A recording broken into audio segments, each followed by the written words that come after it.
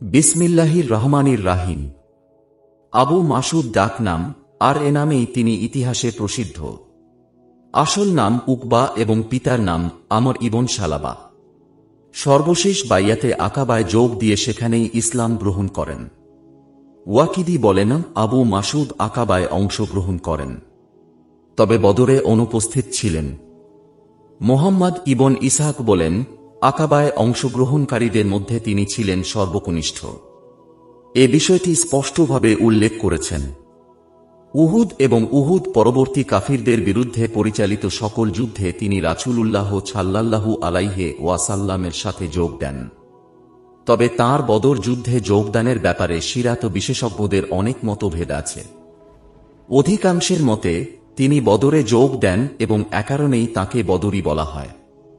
ইমাম বুখারী খুব দৃঢ়তার সাথে বলেছেন তিনি বদরে যোগ দিয়েছেন। আর এর সপক্ষে তিনি তাঁর সহিহ গ্রন্থেহ দলিল হিসেবে একাধিক হাদিস উপস্থাপন করেছেন।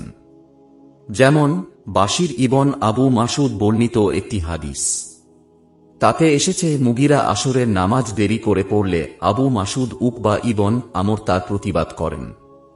এ আবু মাসুদ হচ্ছে যাইদ ইবন হাসানের নানা এবং তিনি বদরে অংশগ্রহণ করেছিলেন। আবু উতবা ইবন সালাম এবং মুসলিম আল কনা গ্রন্থেহ তাঁর বদরে যোগদানের কথা বলেছেন।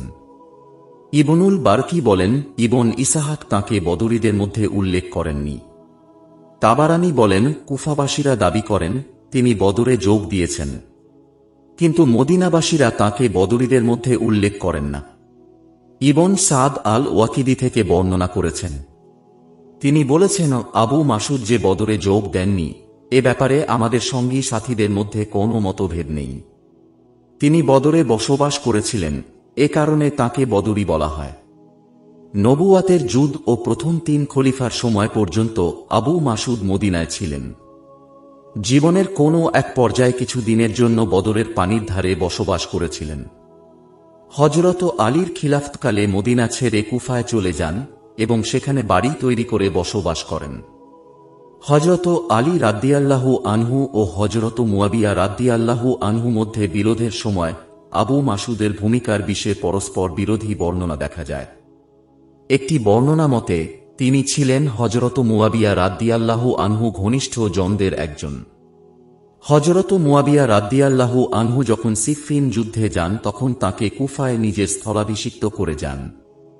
তার না ফেরা পর্যন্ত আবু মাসুদ কুফার আমিরের দায়িত্ব পালন করেন। পক্ষান্তরে অন্য একটি বর্ণনা মতে তিনি ছিলেন হযরত আলী রাদিয়াল্লাহু আনহু এর সহচর। আলী রাদিয়াল্লাহু আনহু এর সময়ে তিনি কুফায় যান এবং আলী রাদিয়াল্লাহু আনহু এর সিফফিনে যাওয়ার সময় তাকে কুফার আমিরের দায়িত্ব দিয়ে যান। শেষের বর্ণনাটি সঠিক, কারণ সিফফিন যুদ্ধের সময় কুফা ছিল হযরত আলী রাদিয়াল্লাহু আনহু এর অধীনে, মুয়াবিয়া রাদিয়াল্লাহু আনহু এর অধীনে নয়। হযরত আবু মাসুদের মৃত্যুর সন ও স্থান সম্পর্কে মতভেদ আছে। কেউ কেউ বলেছেন সিফফিন যুদ্ধের পর তিনি কুফা থেকে জন্মভূমি মদিনায় ফিরে আসেন এবং সেখানে মারা যান। আবার অনেকে বলেছেন তাঁর মৃত্যু হয় কুফায়। তাঁর মৃত্যুর সন সম্পর্কেও মতভেদ আছে। হিজরি 41 ও 42 দুটি তাঁর মৃত্যু সন বলে কথিত হয়েছে। আবার অনেকে বলেছেন হযরত মুয়াবিয়া রাদিয়াল্লাহু আনহু এর খিলাফতের শেষ দিকে হিজরি 60 সনে তাঁর মৃত্যু হয়। তবে এটা ঠিক যে হযরত মুগিরা ইবন শুবার রাদিয়াল্লাহু আনহু কুফার শাসন কর্তৃত্বের সময় তিনি জীবিত ছিলেন। নিশ্চিতভাবে তা ছিল হিজরি 40 সনের পরে। হযরত আবু মাসুদের এক পুত্র ও এক কন্যার পরিচয় জানা যায়। পুত্রের নাম বাশির এবং কন্যা ছিলেন হযরত ইমাম হাসান রাদিয়াল্লাহু আনহু এর সহধর্মিণী। তাঁরই গর্ভে জন্মগ্রহণ করেন হযরত যাইদ ইবন হাসান। বাশিরের জন্ম হয় রাসূলুল্লাহ সাল্লাল্লাহু আলাইহি ওয়াসাল্লাম এর জীবদ্দশায় বা তার কিছু পরে। হযরত আবু মাসুদ রাদিয়াল্লাহু আনহু রাসূলুল্লাহ সাল্লাল্লাহু আলাইহি ওয়াসাল্লাম হাদিসের প্রচার প্রসারের দায়িত্ব অত্যন্ত গুরুত্বের সাথে পালন করেন। হাদিস বর্ণনাকারী সাহাবীদের তৃতীয় অবকাবা স্তরে তাঁকে গণ্য করা হয়। হাদিসের বিভিন্ন গ্রন্থেও তাঁর বর্ণিত 102টি হাদিস পাওয়া যায়। আল-আলাম 4 হতে 241। তবে ঈদের মধ্যে যারা তার থেকে হাদিস বর্ণনা করেছেন তাদের খ্যাতিমান কয়েকজনের নামও বাশির, আবদুল্লাহ ইবন ইয়াজিদ খুতামি, আবু ওয়াইল, আলকামা, কায়েস ইবন আবি হাতেম, আব্দুর রহমান ইবন ইয়াজিদ নাখি, ইয়াজিদ ইবন সুরাইক, মুহাম্মদ ইবন আবদুল্লাহ ইবন জাইদ ইবন আব্দি রাব্বিহি আনসারি প্রমুখ। রাসূলুল্লাহ সাল্লাল্লাহু আলাইহি ওয়াসাল্লাম এর জীবন আচারের অনুসরণ এবং আমর বিল মারুফ ছিল তার চরিত্রের প্রধান বৈশিষ্ট্য। রাসূলুল্লাহ সাল্লাল্লাহু আলাইহি ওয়াসাল্লাম এর আদেশ নিষেধকে অত্যন্ত শ্রদ্ধাভরে পালন করতেন।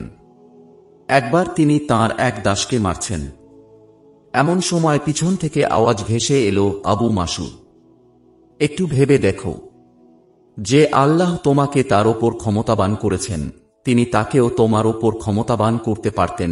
আওয়াজটি ছিল রাসূলুল্লাহ সাল্লাল্লাহু আলাইহি ওয়াসাল্লাম। আবু মাসুদ ভীষণ প্রভাবিত হন। সেই মুহূর্তে তিনি শপথ করেন আগামীতে কোনো দিন আর কোনো দাসের গায়ে হাত তুলবেন না, আর সেই দাসটিকে তিনি আজাদ বা মুক্ত করে দেন। আমর বিল মারুফের দায়িত্ব পালন থেকেও তিনি কখনো উদাসীন ছিলেন না, আর এ ব্যাপারে ছোট বড় কারো পরোয়া করতেন না। হযরত মুগিরা ইবন শুবা রাদিয়াল্লাহু আনহু তখন কুফার আমির। একদিন তিনি একটু দেরিতে আসরের নামাজ পড়ালেন। সাথে সাথে আবু মাসুদ প্রতিবাদ করলেন।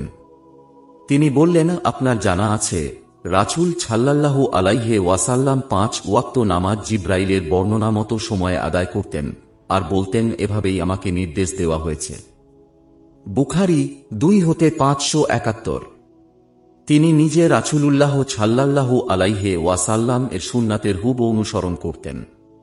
একদিন তিনি লোকদের জিজ্ঞেস করলেন, তোমরা কি জানো রাসূলুল্লাহ সাল্লাল্লাহু আলাইহি ওয়াসাল্লাম কিভাবে নামাজ আদায় করতেন? তারপর তিনি নামাজ আদায় করে তাদেরকে দেখিয়ে দেন। নামাজের জামায়াতে গায়ে গা মিশিয়ে দাঁড়ানো রাসূল সাল্লাল্লাহু আলাইহি ওয়াসাল্লামের সুন্নাত। তিনি যখন দেখলেন লোকেরা তা পুরোপুরি পালন করছে না, তখন বলতেন, এমনভাবে দাঁড়ানোর ফায়দা এ ছিল যে তারা ঐক্যবদ্ধ ছিলেন। এখন তোমরা দূরে দূরে দাঁড়াও, এজন্যই তো বিরোধ সৃষ্টি হয়েছে। হযরত আবু মাসুদ রাদিয়াল্লাহু আনহুকে মুফতি সাহাবীদের মধ্যে গণ্য করা হয় না, তবে তিনি মাঝে মধ্যে ফাতোয়া দিতেন। ইবন আব্দিল বার তাঁর জামিউল ইলম গ্রন্থেহ ইবন সিরিন থেকে বর্ণনা করেছেন। তিনি বলেন, খলিফা উমার একবার আবু মাসুদকে বলেন, আমাকে কি অবহিত করা হয়নি যে তুমি ফাতোয়া দান করে থাকো? ফাতোয়ার উষ্ণতা তার জন্য ছেড়ে দাও যে তার শৈত্যের স্পর্শ লাভ করেছেন, অর্থাৎ আমিরের জন্য। আর তুমি তো আমির নও।